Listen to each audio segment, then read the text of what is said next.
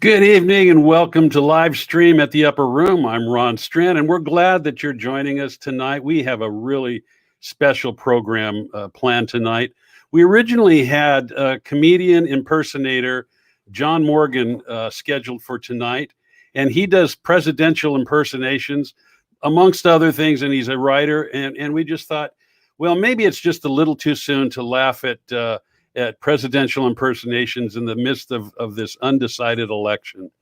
And I know so many people right now are wondering what's going on. It's come to the point really where we're not able to trust mainstream news anymore. I hear people leaving Fox News and we're being censored and so many things. And we've got so many anomalies in this election. And I think people of faith and people everywhere really are wondering what's going to happen here, because this is something that we've not seen, at least in my lifetime. And I just hit 64 last week, and so I guess I could say that it's not been in my lifetime, and it's quite different, and we're all wondering. We certainly don't want to claim that there is a problem with an election if it's fair. But just far too many things are happening that don't seem to measure up. And we're going to be exploring that tonight with some wonderful men, and I'm going to introduce them to you in a minute. But what I do is we'll get a little levity here first. There's a few cartoons that I saw today, and I was going to have Marisa bring them up, and we'll just kind of run through those quickly, just to kind of start off and give us a little bit of a laugh here. But what do you got? Marisa, go ahead and pull some of those up. There we go. Democratic voters congratulating Joe Biden on the 2020 election. So, and then if you have to check the front of every red baseball cap to see to decide if you should hate the person wearing it, you might be a Democrat. And what else do we got? Okay, well, he's not my president for 4 years, and all of a sudden, why is he refusing to accept the results? And these are pretty funny. Well, okay, this one's a good one. A look at how presidents age from the beginning to the end of their terms. You can see President Bush there, and Obama certainly went gray, and of course Clinton. And then we've got Kamala there, and so that's a little bit of humor there you can laugh at. Okay, how come we count the ballots before we find out how many votes we need? Come on, man. So we'll use that as a little bit of a lead in. I'm so excited tonight to bring in our guests. I've known Chuck DeVore for several years, actually. Back when he was in the Assembly here in California, he served the 70th district. He later ran for U.S. Senate here in California before he made a move over to Texas. Today, he is the Vice President of National Initiatives at the Texas Public Policy Foundation. There's a lot in that title there. He's also a frequent guest on Fox News, and he's an incredible writer and blogger. And we're going to bring in Chuck DeVore here. And there he is. Hi, Chuck. How are you? Hey, great to be with you. Good to be good. I'm glad that you're here. We also have James Herson. I met James probably a couple of years ago at an event, and it was a musical event. And in addition to this guy being a New York Times best-selling author, he's also an attorney and an incredible writer and a political commentator. And this guy can play the piano and blow the harp like nobody else. But would you welcome James Herson? Hi, James. How are you? Hey, hi, Ron. Hi, Chuck. It's great to be with you at this critical time in our Yes. Well, thanks for being on. A little bit later, we're going to be bringing in Rob Bell, who is the senior pastor at Godspeak Calvary Chapel out in Thousand Oaks. And we're going to try to get a little bit of a spiritual perspective from him. And he's in his own battle right now with the county of Ventura over meeting the right to assemble. And we'll maybe we get some time, we'll talk to him about a little bit of update with that. But gentlemen, thanks for being here on such a short notice. I know I just reached out to you and you guys so graciously said, yes, I'll do it. And I'm happy you're here. But Wow, what an election! You probably heard in my introduction that this is a first in a lifetime. Have you guys seen anything like this? Not that I'm assuming you're older than me. Never, ever, never. Yeah. So many unprecedented aspects to this.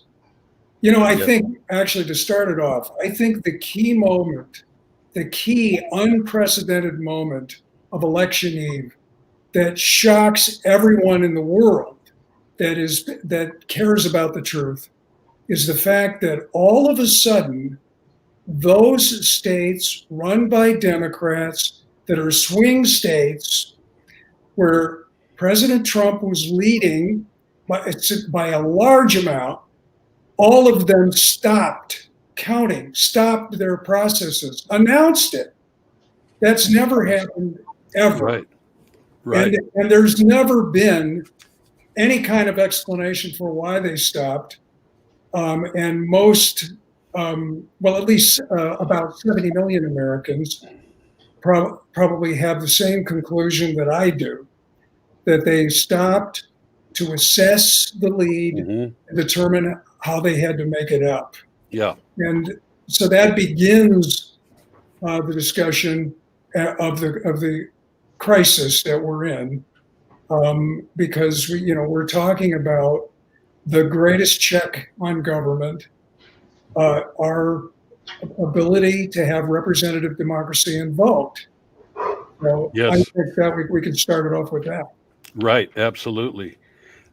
Chuck, you had written an article, and I'm trying to find it here in my notes, but you foresaw what was coming here. Oh, here it is. No, it's not that one.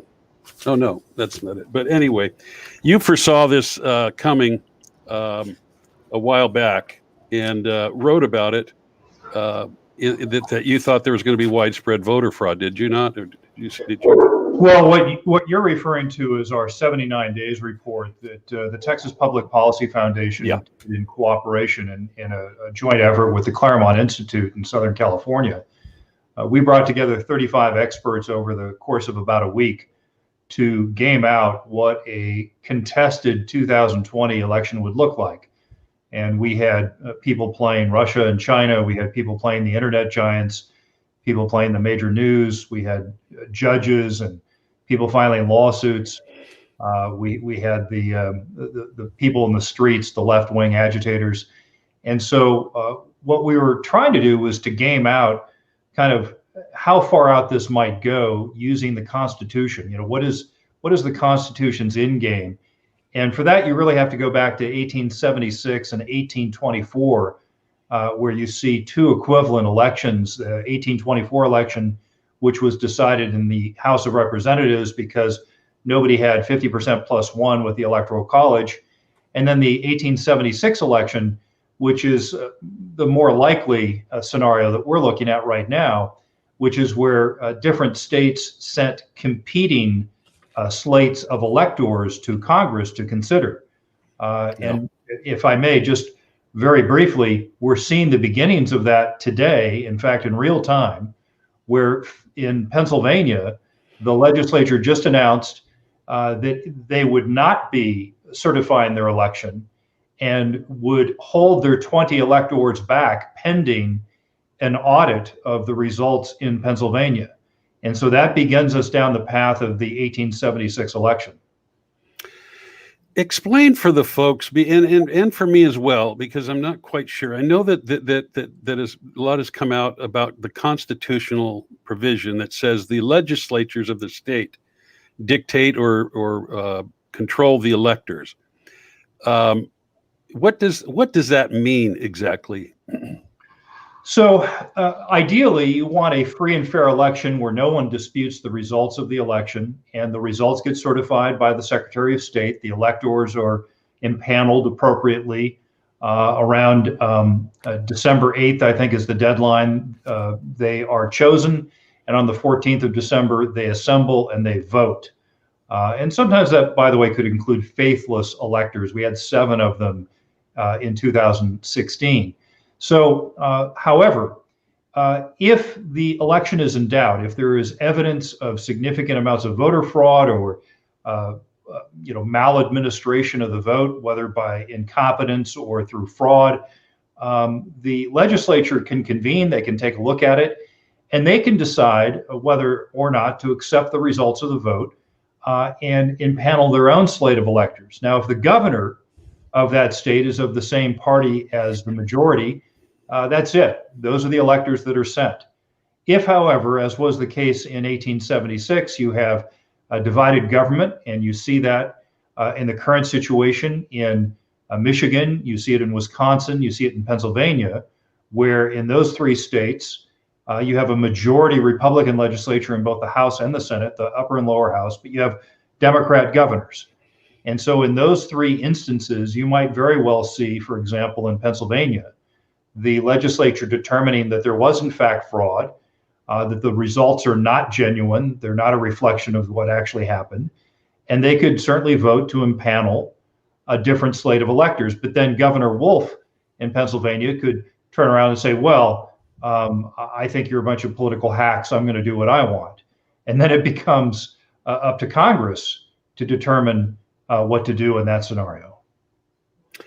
That's very interesting. And before we get too far down, and James, I do want to talk to you a little bit about some things that you had written, but I put together just before the show tonight a list of the states that I'm understanding are being contested. I don't know if in play is the right word, but Marisa, if you could bring up that there, and I'm sorry for the graphics are a little bit small, but we've got Arizona, Georgia, Michigan, Nevada, North Carolina, Pennsylvania, and Wisconsin. And currently, by the counts that are being reported by the media, Joe Biden is ahead in all but North Carolina, and they're razor-thin margins, as you can see.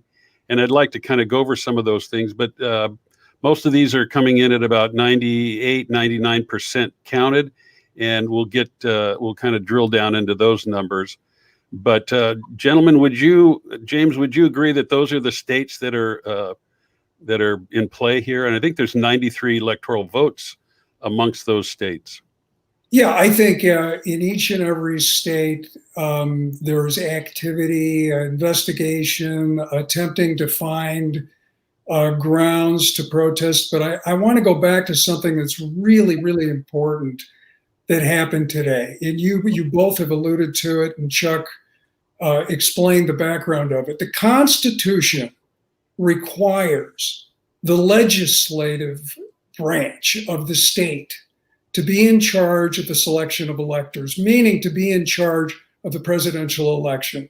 What we have in Pennsylvania is a governor who went to the legislature and said, hey, look, I need to change the rules to make it easier to cheat. And Yes. what he did was he said, I want to be able to have people deliver these mail-in ballots as long as they're postmarked, delivered them a couple of days later. And the legislature told them to go pound sand, as they should have. And he went around the legislature, went to a Democrat crony Pennsylvania Supreme Court, very similar to, by the way, the year 2000 in Florida with the Florida Supreme Court. And he got a court order that is illicit, arguably. And he went and then essentially used the court order to allow Pennsylvania officials, particularly in Philadelphia, to take in these ballots late, which is why we've had Justice Alito come in and issue an emergency order from the Supreme Court to segregate those ballots that are received after 8 p.m. on Election Day. Now, that is a clear constitutional appeal. It has real legal weight. It's not easy, but there's a significant amount of votes that would be thrown out if, in fact, the Supreme Court buys the argument that that order from the Pennsylvania Supreme Court was illicit. And I want to mention, when the Pennsylvania legislature stood up today, essentially reportedly, and said, hey, we're not certifying the electors, and they conditioned it until we have an audit not just a recount, but an audit. That is music to the ears. It should be music for every citizen in America, but it's certainly for those who are paying attention. And it caused something monumental to happen in the media. Yeah. All through the election, we have heard, all in the lead up to the election, what is the oracle of polls? It's the Real Clear Politics average. Always we see that. Well, just before we began this stream, Real Clear Politics changed Pennsylvania, took it away from Biden, made it neutral, took away the electoral votes. Joe Biden on Real Clear Politics has 259 electoral votes. And that sent a shockwave through the media, especially on CNN. They have 259 for Trump. That's right. Yeah. I'm sorry, 250? For No, Biden. it's 259 for Biden. For Biden, I'm sorry, for The Biden. important thing is it's below the magic number of 270 that the media has been using to declare Biden the president-elect. Well, now there is a major player in the mainstream media, one that they've constantly quoted, who says that Joe Biden is not the president-elect. And we all knew that because the media doesn't make someone the president-elect. Right. The Constitution specifies that is the Electoral College, that is the certification process.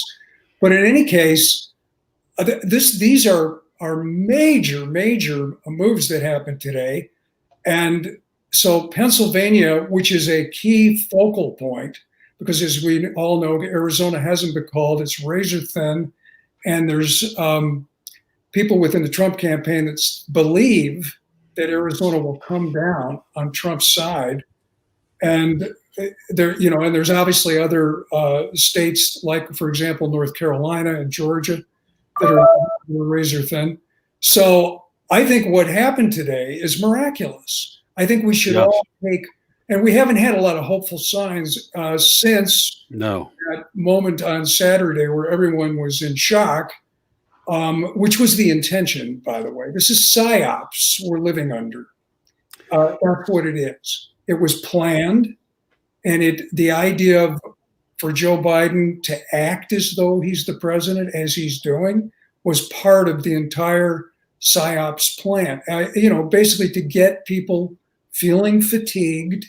If you get them fatigued, then maybe we can have people come out as they are in all of the mainstream media, particularly the New York Times and the Washington Post and CNN and MSNBC, saying, oh, let's move on. Let's just move on. Yeah. Let's all unite since they haven't looked at recognized Trump for the last 4 years. Chuck, even with Pennsylvania turning, if we were to turn that one, it's not enough to get him over the top. We're going to need a combination of states. What's your prognosis there?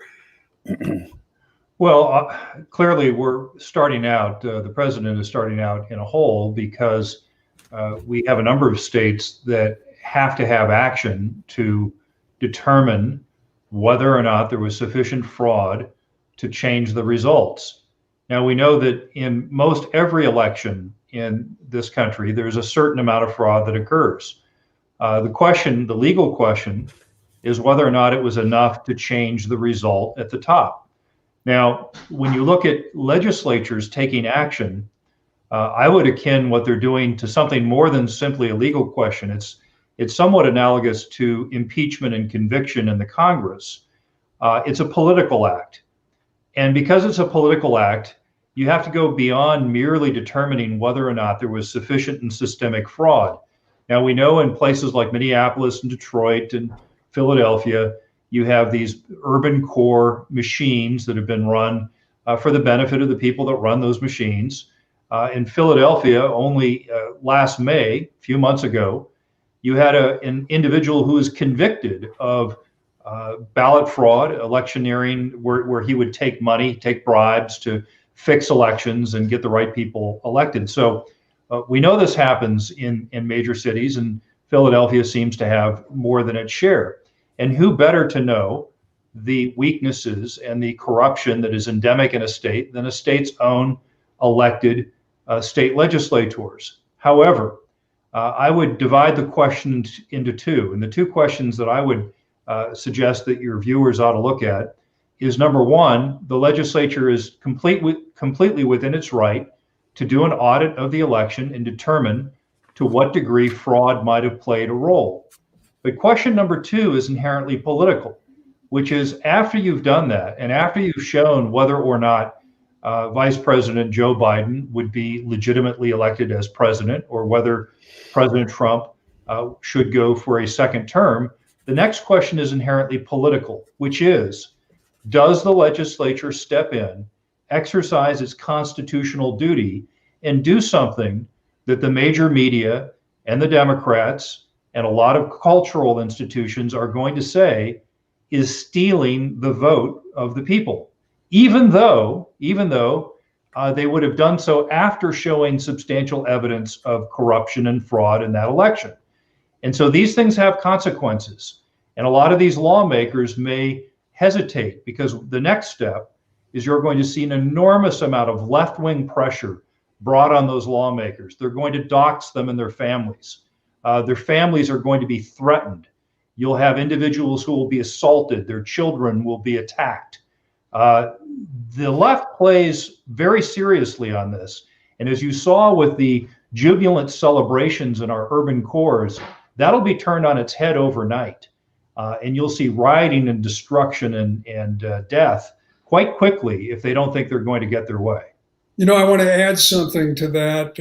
I think he's absolutely right on the law. I want to add something. I think what the target right now, when we talk about intimidation, is the judges, and particularly the judges of the Supreme Court. And I think we can expect, we've seen the entire summer, the looting and the burning and the rioting, and we've seen the rent-a mobs out there. And certainly we saw the jubilant version of the rent-a mobs.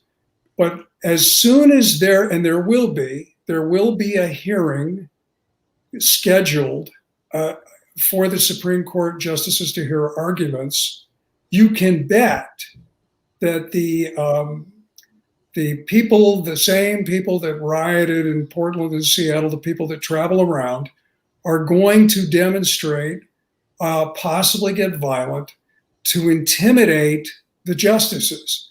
And this is the question. You know, it is clearly a difficult task, in the sense that if there's fraud, precedent says that the fraud has to be willful, that the fraud, as Chuck said, ultimately has to change the outcome, and that the fraud has to be exercised by state officials or agents of state officials, proven. And so these things, this depends on the assembled evidence. And I do think there really is a ton of evidence, and we can talk about that in another segment. But it seems to me that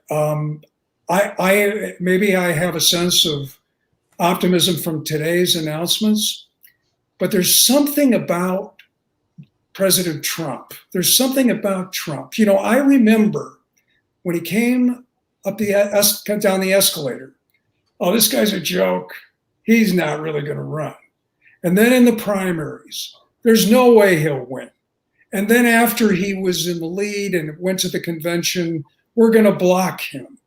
And then we heard for the entire time he was in office, it's over for Trump.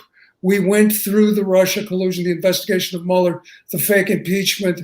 We went through, a constant array of people that were ending Trump. And now we're hearing, Trump is, if you watch MSNBC, CNN, the Republicans are sore losers. They're sad. And so Trump is finished, of course, and that's the psyop aspect of this, which is also directed at the judges. Obviously we've seen what the Chief Justice, John Roberts, has done and wilt in the face of this kind of pressure. Mm-hmm. We all have to pray for these justices, especially Amy Coney Barrett, who is going to clearly be a very, very important vote in the Supreme Court. But it's headed there for sure. Not just Pennsylvania, because look what we have here. I mentioned the stoppage. We have the illicit actions of Governor Wolf, as I mentioned, violating the Constitution clearly. We have to, of course, convince and prove that. We have the so-called computer glitch, the software, right, which turned a county around in Michigan and changed it from a Biden win to a Trump win. And the same software is in 47 other counties in that state and 30 other states, including all the swing states. This is being looked into now.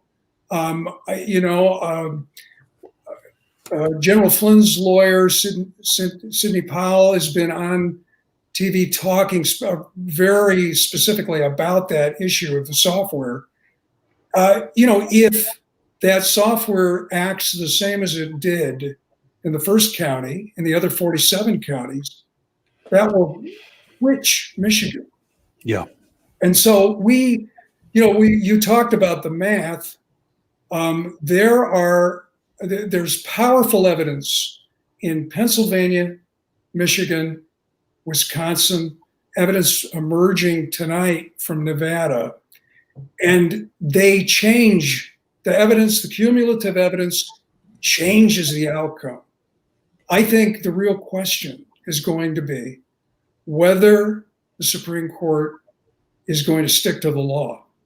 And if they do, and they get the evidence, I think we're going to see an epic story that ends in a way that no one expected. Absolutely. And Chuck, we have one of the things that I think about a lot, or that I was thinking about a lot prior to the election, was we have record number of minorities, blacks, Hispanics, even LGBT people coming out for Trump in record numbers that have never come out for him before. We've got a president. I don't want to say that. We've got a candidate who supposedly has garnered more votes than even Obama garnered in his election, which is a man who had absolutely no enthusiasm from supporters. You've got people coming out of the woodwork and parades all over the place for Trump. It doesn't add up. And mathematically, I think one of you gentlemen had written, and I think it was you, James, that wrote that there's a mathematical impossibility for what's going on here. Can you speak to that, Chuck, in terms of what do you think? You certainly had a record turnout, and I would just caution that you can get a big turnout not only because people are enthusiastic for you, but also because people hate your opponent. Right. And so in the case of Texas, which I've studied quite a bit, we were seeing signs in the weeks leading up to the election that it wasn't going to be as close as the polling average suggested. And some of this, of course, has to do with the phenomena of the shy Trump voter, which is primarily people with a college education who are working in professions dominated by the left, who just don't feel comfortable speaking out because of cancel culture. Mm-hmm. And so they self-censor, and that includes not answering polls honestly. Right. So in the case of Texas, we had the highest turnout of any election since 1992, when you had two Texans on the ballot, George H.W. Bush and H. Ross Perot Jr. Mm-hmm. So it was the highest turnout since 1992 in Texas. And President Trump's percentage was exactly the same as what it was 4 years ago. It was 52.2%. Now, Biden ended up getting a little more than Hillary Clinton because the third party candidates collapsed You didn't have nearly as strong a libertarian ticket as you did this time around as you did 4 years ago. And so a lot of those third party votes have evidently went to Vice President Biden. But the main thing is that President Trump remained with the same percentage. And if you look at county by county, apparently Trump won, or pardon me, the Democrats only won 22 counties out of Texas's 254, down from 27 4 years ago. And if you look at what happened, Trump picked up counties that are majority Hispanic near the border with Mexico. And the two counties he lost were Tarrant County, which is where Fort Worth is, just to the west of Dallas, and then Hayes County, where I live, which is a suburb of the very, very liberal Austin. So what you saw then is Biden picked up a little bit in your more liberal urban cores, and President Trump picked up exactly where he wasn't supposed to, among Hispanics and basically working Americans. And so I wouldn't necessarily think, again, it depends on the level of fraud we're seeing in these swing states, but I wouldn't necessarily deny that Biden might have received a record number of votes. Remember, the amount of additional votes he needed in these swing states is only a couple 100,000. That's all that was needed out of the millions and millions and millions of votes cast. You just needed a few 100,000 in the right place. So we shouldn't forget that America remains a very deeply divided country with a large segment of the populace who has been taught by the news media that Trump is the source of all their pain and all their sorrow. Right. And they would have voted against him no matter what. Yes. Let's go back to talk a little bit about the media. Just before we went on air, the three of us were talking a little bit about the media. It really surprised me. Maybe not so much MS. Well, you know, I think the thing that surprised me the most is Fox News was quicker to call for Biden than even CNN and MSNBC. But they're all, you know, now they're all using the language president-elect, vice president-elect. What is the complicity of the media in this? And what? How much of that part did that play? And maybe the second part of that question is big tech, Google, Facebook, censoring, all these things, and what effect that has had on that. I want to address that, but I'd like to go back just a second because you asked the question about numbers and statistics, and this is a part of the intuitive feeling that the American people have. You have a candidate who couldn't draw anything but a parking lot full of Toyotas. You have a candidate where there was zero enthusiasm. And then you have his opposition candidate, President Trump, who, like no other candidate in the history of America, would draw tens of thousands of people chanting, "We love you." And so in the world of accounting, there's something called forensic accounting. And fraud is found using mathematics, using statistics. And everyone understands this. There are precincts in Milwaukee where they just had such a great turnout, it was 115% of the registered voters. Now, we know that anomaly cannot happen unless there's fraud. Yeah. And that happened in numerous precincts. And there's a thing. If I may really quick, though, it's important to note that Wisconsin has same-day registration. And it's a terrible policy, absolutely horrific. But the one way that you get more than 100% of the vote in a county is a bunch of people show up and register on election day. Yeah. That's what the Democrats say happened. I don't know whether it did or not. Well, to point that out. Series of anomalies.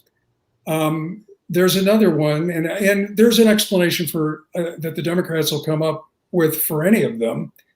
But there's a number of jurisdictions that have an extremely disproportionate number of Biden votes without down ballot votes. Yes. I think it's kind of interesting that the Republicans didn't lose a single House seat, picked up several, I don't know how many yet, that they didn't lose, at least the way that the pollsters thought, the Senate.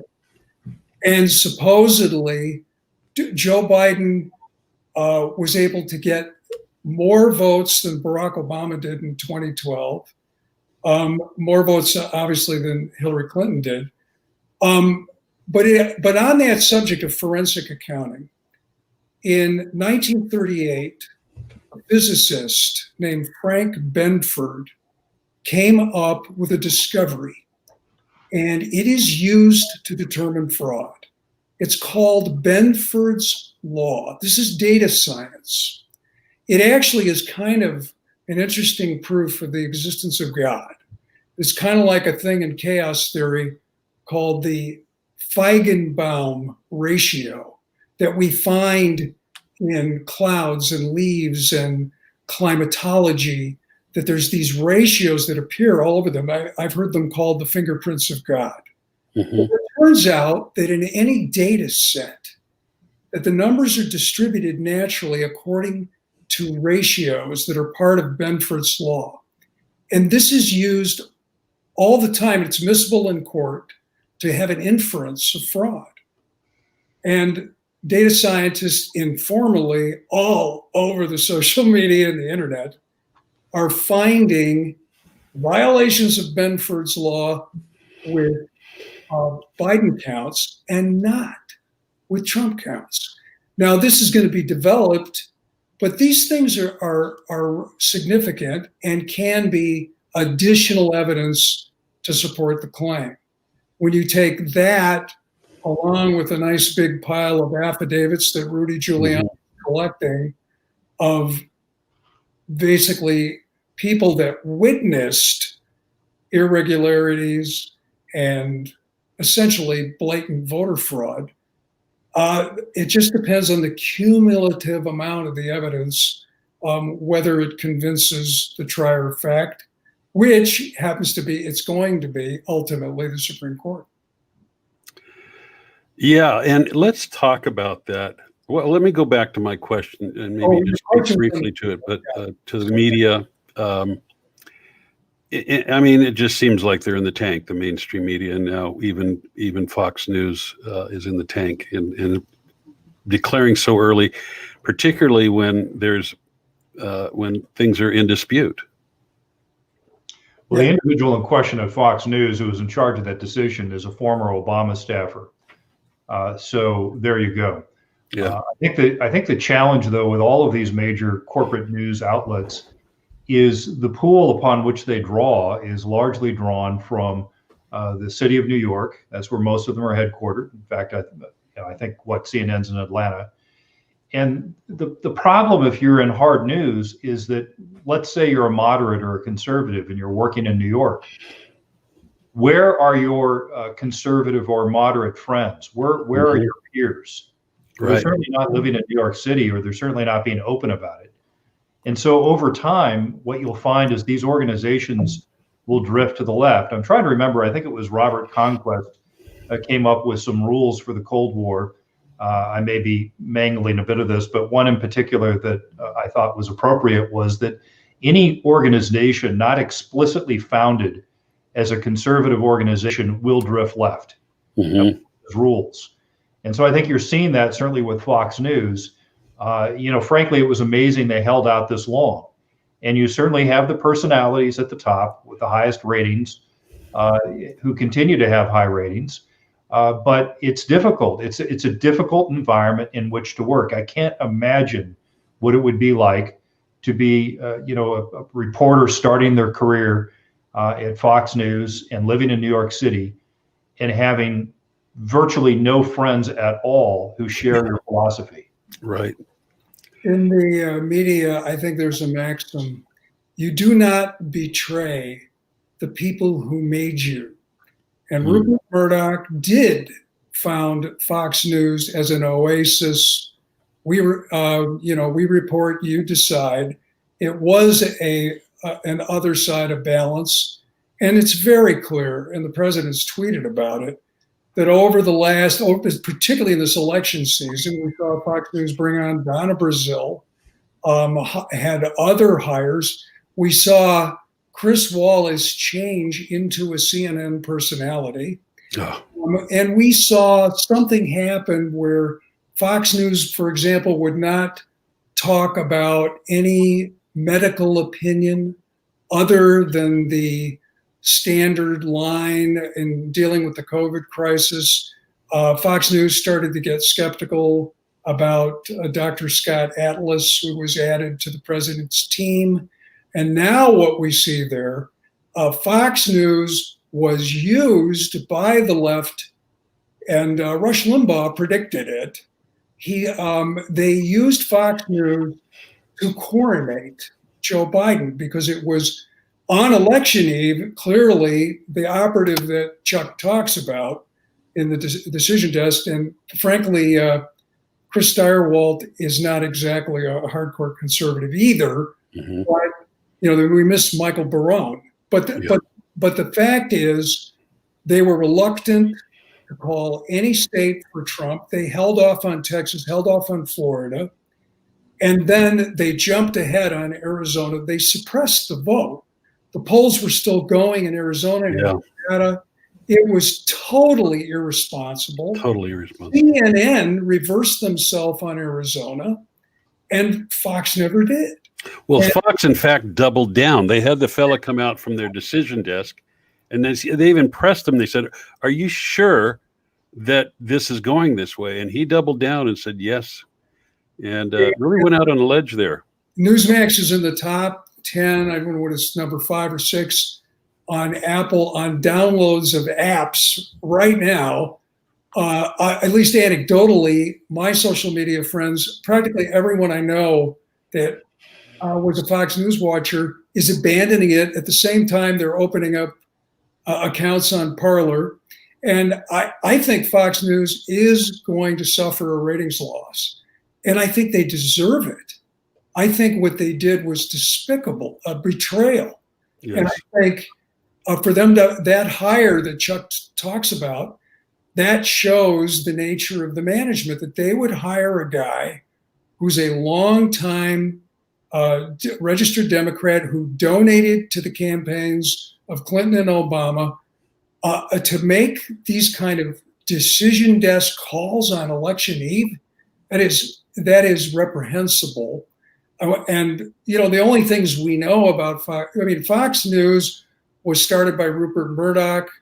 The scuttlebutt is that Rupert pulled away partially because of his age, maybe partially because of Jerry Hall. I don't really know, but his son James was getting more in charge. James's wife, Catherine Murdoch, is a person that worked for a Hillary Clinton-related organization, longtime Democrat, and has, attacked President Trump on Twitter. And after the announcement was made on Fox, Catherine Murdoch tweeted, "We did it." And I have to assume that Fox has made a shift. And, maybe it's what Chuck says is true. They want to be able to go to social gatherings in Manhattan and on the Upper West Side. But in any case, they're going to lose people, and they deserve to lose people. Yes. Boy, I'll tell you what, the time goes by so quickly. I would like to bring in our next guest and have him weigh in before we kind of get into some of the other things I want to talk about from a biblical or spiritual element. But Rob McCoy, I haven't met Rob yet, but we travel in some similar circles, and he was good enough again today at the last minute to come on. Rob is the senior pastor at Godspeak Calvary Chapel in Thousand Oaks, and he's a true patriot. He is battling right now. Their church is battling the county of Ventura to have the right to meet, and taking a lot of heat for it. Would you welcome Rob McCoy? There he is. Hey, hi, John. Rob. Hi, everybody. Good. It's Ron, actually. Yeah, that's what I said. Oh, okay. I thought you said John. Okay. Oh, I said Thanks Ron. for coming on. I don't know how much of the conversation you've been hearing. Is there any little bits that you'd like to add in terms of your perspective? Well, I haven't heard any of it because I was just finishing our live stream. Okay. All right. But I apologize. But yeah, I'm happy to add kind of our updates on our end and what we're dealing with scripturally, Sure. and how critical this is to the nation. Yes. Is that okay? Yes, please. So I guess my greatest frustration is the silence of the churches across America. One of the critical components for us is life. And here we have, churches across America posting BLM Inc. black tile and standing in defense of BLM Inc. And I refuse to call it Black Lives Matter, because Black Lives Matter. BLM Inc., as we know the statistics, 13% of America is black, and you cut that in half, 6.5% and 6.5% male female, and then reduce the female side to childbearing years. So 4% of the population of America is responsible for 40% of the abortions. And yet BLM Inc. is supported by Planned Parenthood, and Planned Parenthood is supported by BLM Inc. And so it's a Holocaust on the Black community. And now we have Amy Coney Barrett, who has been now placed in the U.S. Supreme Court, Justice Kavanaugh and Gorsuch, and we have a chance to overturn Roe v. Wade and this Holocaust on our children in America. And now all of a sudden the church is silent when 70 million Americans are being ripped off. And they refuse to open in a pandemic that we already know only affects folks 65 and older with comorbidities. And we're in Ventura County, where death rate is 1/100th of 1%. We've been wide open, no social distancing, no mask. We haven't had one case of COVID. We're being fined. We have emergency restraining orders placed on us. They want to send the sheriffs in to close us. But yet, after an election where, and I checked the Constitution, and I didn't see where the media is allowed to call the election. Yeah. But now they're celebrating in the streets, and no one's saying anything about the absence of masks and social distancing, because that didn't matter. And then Pfizer manipulating, they could have put out that data of their vaccine during the election. They knew that, but they've donated over $600,000 to the Democrats. And I mean, this is just all problematic, and the church is silent. And this is critical, because this is an issue of truth. Mm-hmm. And liberty isn't man's idea, it's God's idea. Mm. The Apostle Paul said, "Stand fast, therefore, in the liberty for which Christ has set you free." He wrote that in prison. Yes. And you have to exercise liberty before you obtain freedom. Freedom is having choices, as Thomas Jefferson said. Liberty is doing what's right. Rob, where do you place the blame? Do you think that this is coming from leadership, church leadership, that's not grabbing the scepter, if you will, and instructing the folks? Is it the church is just asleep? What's your estimation there? Well, I'll give you an example of our own group of churches. I'm affiliated with the Calvary Chapel churches that started in California in 1968 with Chuck Smith. And he was a Foursquare pastor. And he broke away from the Foursquare and started Calvary Chapel in Costa Mesa, California in 1968. Mm-hmm. So I was born in California in 64. My dad was born here, my grandfather. In 1968, Reagan was governor. We had the fifth largest GDP on the face of the earth. It was the state of the future. It was the Golden State. We had the California Aqueduct and a marvel of engineering. And this is where the space program was just exploding and doing great.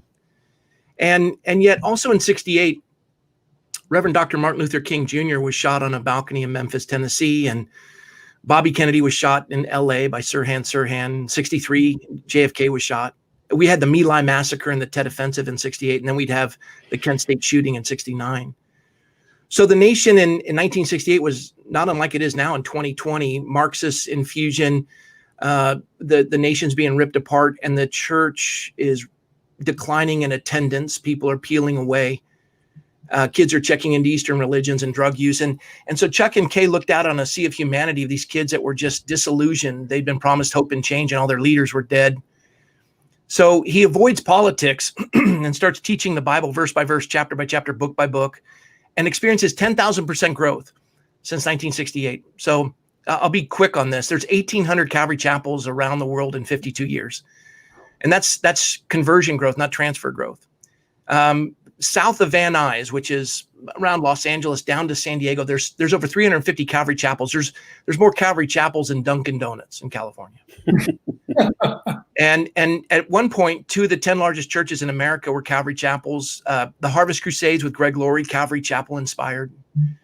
And yet, avoiding politics, we've never owned more property, had more Bible colleges, retreat centers, bigger buildings.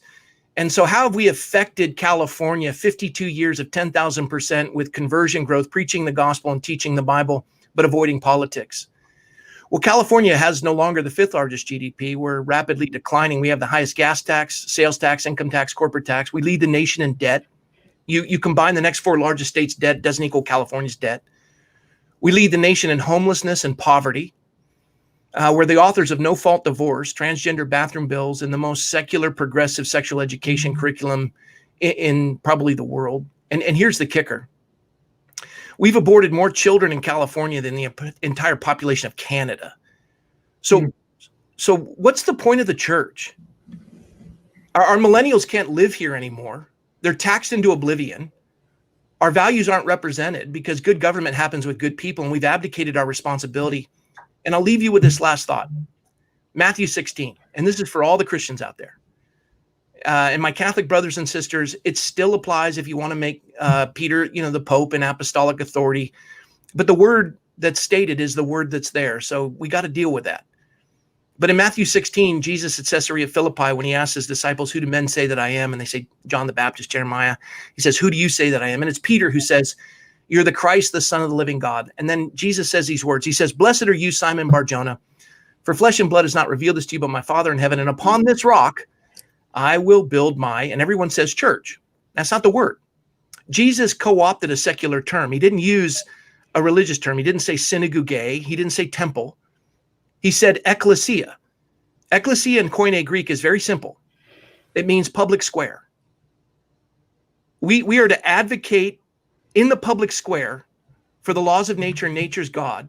Galatians 3, the law is a school teacher, a guardian to protect us and point us to Christ until faith comes. And somewhere along the lines, we said politics is dirty. Well, that's a bad excuse because the church is dirty. That didn't make any sense. They say, well, I'm tired of voting for the lesser 2 evils. Well, unless Jesus is running for office, you'll always be voting for the lesser 2 evils. They're just making excuses not to participate. It's lazy. And churches need to open up and they need to start standing in defense of truth. And what's happening in this country, the churches need to be leading the way, like Reverend Dr. King did and others. We're the brave men and women. Stand right now. Yes, indeed. Amen. And I thank you for taking such a bold stand, Pastor Rob. And Pastor, stand by because I do want to, and we might just go a little bit over tonight. Is that okay with all of you guys if we just go a couple minutes over? If we do, okay. But I want to get back to because I think one of the things everybody wants to know is there hope for this election and the turnout of this election? We certainly didn't get to a lot of the things that we wanted to talk about, and I wanted to get to some questions here, and it doesn't look like we're going to be able to get to that. But Chuck and James, what is your prognostic? What is the prognosis in terms of getting the Supreme Court? What's going to happen? I know what we talked about is if it does get turned, we're going to have mass chaos and so forth, to be expected. But what's your best guess right now? And maybe I'm asking too big of a question, but first of all, there's always a chance if the president's being behind in these states is the result of fraud, and the fraud is systemic and can be uncovered by the legislatures doing their audits. You may end up with a different result. That will not be without consequence. There'll be violence. There'll be chaos. Probably even negative political repercussions in 2022, just as it's entirely likely that the Republicans will take the House in 2022 if Joe Biden is seen to win a tainted election. But I think it's really important that your viewers look at the long view. We are all enormously blessed and privileged to be living in the United States of America. If you look at our founding premise that all men are created equal, that they're endowed by their creator with certain inalienable rights, that among these are life, liberty, and the pursuit of happiness. And for this reason, governments are instituted among men to secure these rights. If you look at that premise, America is really a concept or philosophy more than it is about blood and soil. And I have every confidence in our Constitution and in our systems of government, as flawed and as decayed as they are, that we have this enormous power to regenerate. And certainly at the hand of God, if you look at different periods in U.S. history where you had these amazing Great Awakenings, and just before the Great Awakening, things seemed terrible and chaotic and dark. And so I don't think we're through as a nation, certainly. We shouldn't focus on just one election. And frankly, government is less important than the eternal. But that said, America is still a remarkable nation with a remarkable constitution. And I remain, I have continued long-term optimistic opinions about this wonderful nation that we're privileged to live in. Excellent. James, how about you? What's your Well, prognosis? first of all, I want to thank Pastor Rob for his courage and his valiant statements, especially respecting the sacredness of life, which is on the line. I want to first talk about the stakes here, because I think we have to understand how serious this predicament is. Yeah. We now have a Senate that hangs in the balance of a runoff of two contests in the state of Georgia, where we have seen some very irregular behavior, and we've seen a state that was a stalwart red state at one time, basically one county, the county that the city of Atlanta is in, has been able to change. If those two elections, and by the way, the Democrats are Chuck Schumer's out there saying how confident he is that they will take both of those contests. And we're talking about Senator Kelly Loeffler, Senator David Perdue. The grifters at the Lincoln Project, the never Trumpers who are not Republicans, have actually taken the money that was given to them to attack Trump. And now they're attacking, as I've seen recently, David Perdue. Mm-hmm. They're planning to attack Senator Loeffler. If the Democrats get their way and they win those contests, it doesn't matter anymore that Amy Coney Barrett is on the Supreme Court. They've already said if they control the House, the Senate, and the White House, they will change the Supreme Court. They will expand the Supreme Court. And not only will Roe versus Wade not be overturned, the evil of this killing of little human beings in the womb will expand. And of course, if Joe Biden gets in, even if we keep the Senate, we're going to see a whole host of executive orders that saved a tremendous amount of life be overturned.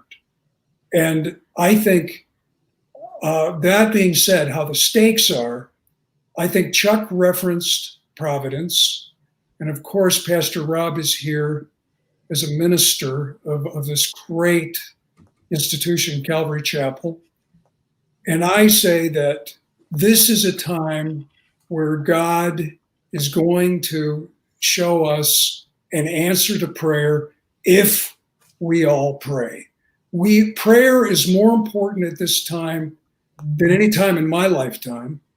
This is the rubber is meeting the road. I think I disagree respectfully with Chuck. This election is different. What we've seen happen in 2020 is different. What we've seen happen with the weaponizing of a virus is different. What we've seen happening with the lawlessness in the streets enabled by people that are elected to office and appointed to office is very different. This Democratic Party is not the party of Harry Truman or John F. Kennedy. This is now the party of Alexandria Ocasio-Cortez and Bernie Sanders, ironically, who's not a Democrat, who's never been a Democrat. And so when President Trump was warning us about socialism, people have been praying hard against socialism. And of course, we have to take a stand, speak out.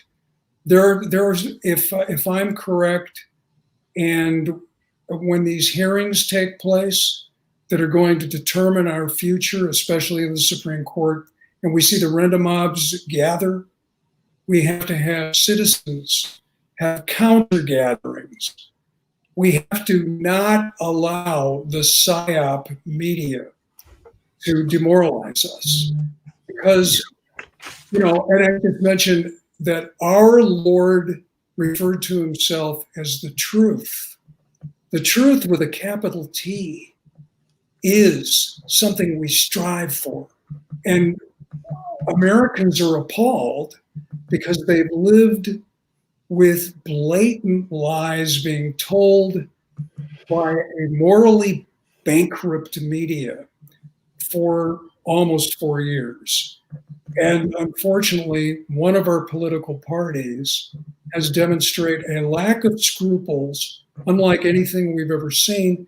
We're paying the piper, though, because we've had moral relativism invade our educational system.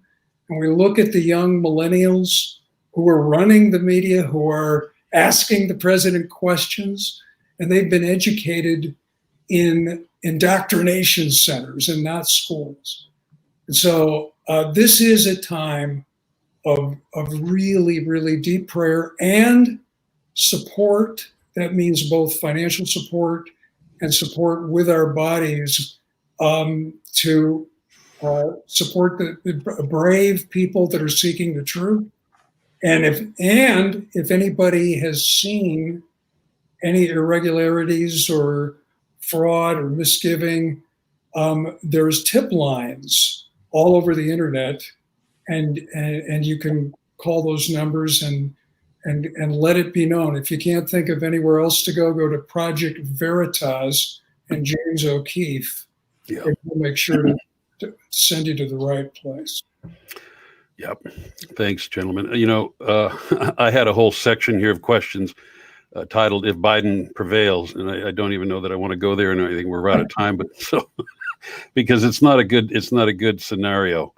And as we close out, Pastor Rob, because there's a lot of vitriol right now in the country, not only from the other side toward us, but with what's going on our side toward them. And as believers, we need to have a certain posture. What is your charge to your congregation in terms of in the time that we're in right now, and how we ought to be postured and behaving as Christians? Yeah, I think we have the misconception that peace is the absence of conflict. Yeah. It's not. Jesus said, I didn't come to bring peace, but a sword. That's right. Peace isn't the absence of conflict. Peace is the presence of Christ in the midst of the conflict. As James said, Jesus is the way, the truth, and the life. And he's going to be controversial, and so are his precepts. And truth is never tolerant of a lie, and a lie is never tolerant of the truth. We have to contend in the public square, the ecclesia. And I think what we keep in mind is you speak the truth in love. Truth without love is brutality, and love without truth is hypocrisy. You balance it. People aren't the enemy. They're the opportunity. You're going after their ideology, but don't attack them. Mm-hmm. But on the opposite side, we're just evil. That's how they view us. Right. And I understand that. It's going to come at a cost. If you don't mind, Ron, can I share something that seems very similar to me as a student of history? I have a history degree, and it made sense to me. Sure. Do you have time or no?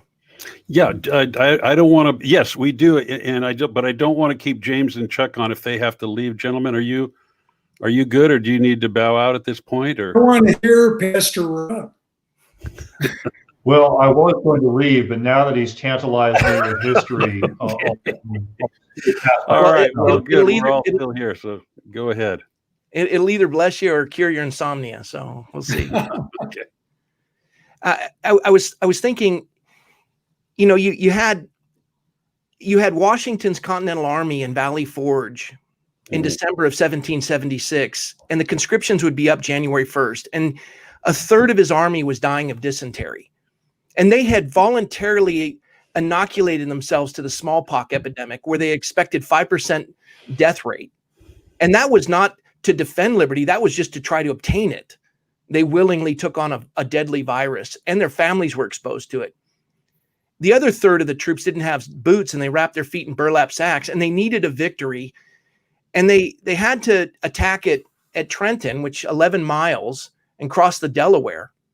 And they passed out that pamphlet, and it was by Thomas Paine, The American Crisis, where it says, "These are the times that try men's souls.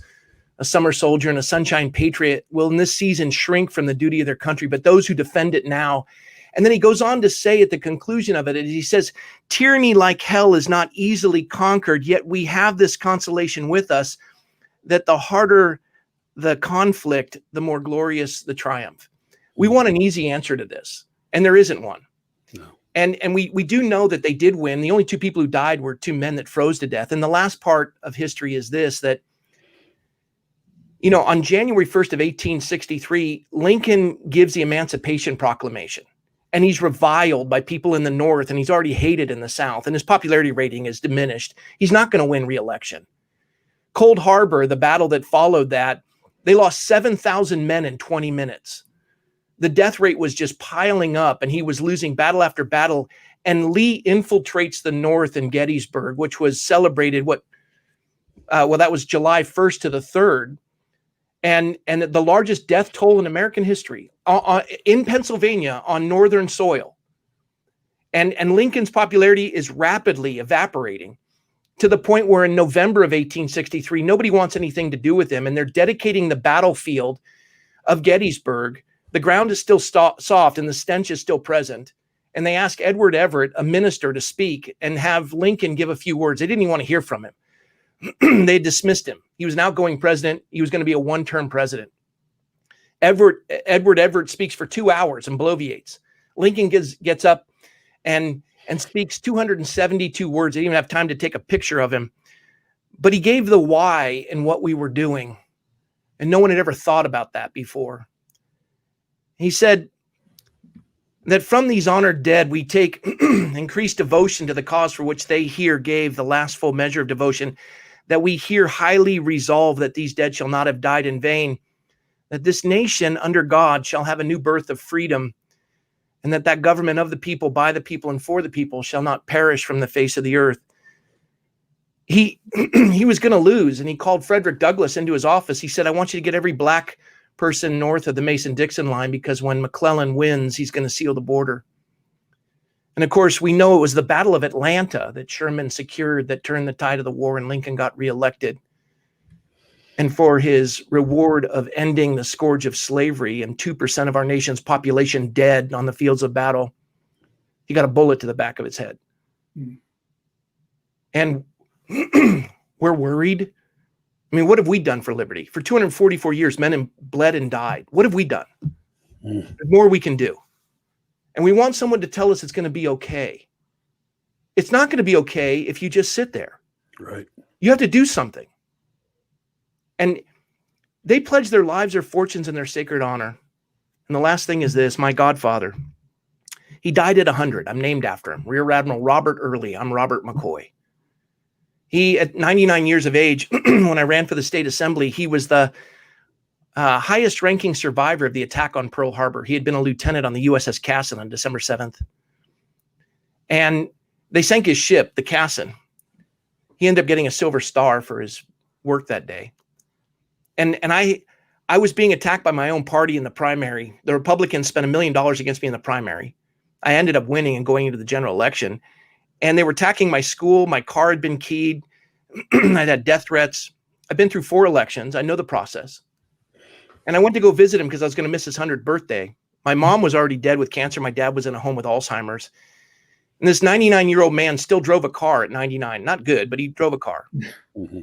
He would do 100 sit-ups every day through the course of the day. He said movement was life. Wow.